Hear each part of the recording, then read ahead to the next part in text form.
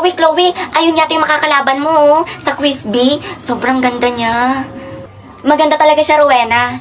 Actually, sa public siya nag-aaral dati, sa school natin. Kaso mataray.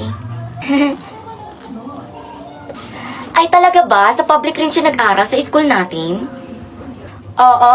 Oh my God, papalapit siya. Makipagkaibigan tayo, Chloe. Wag na, nakakahiya. Hi.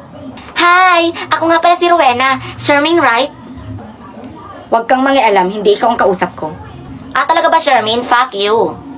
Huy, ano ka ba, Rowena? Hayaan mo na lang siya. Mataray nga.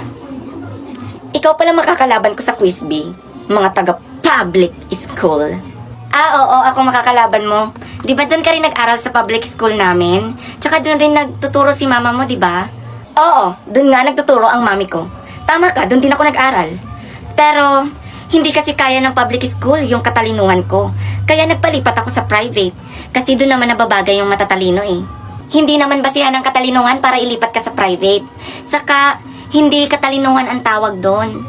Ang tawag doon, kaartehan. Humanda ka sa akin mamaya. Kawawa naman sa'yo yung magulang mo. Saka minsan hindi siya nagre-recess. Dahil yon sa kaartehan mo.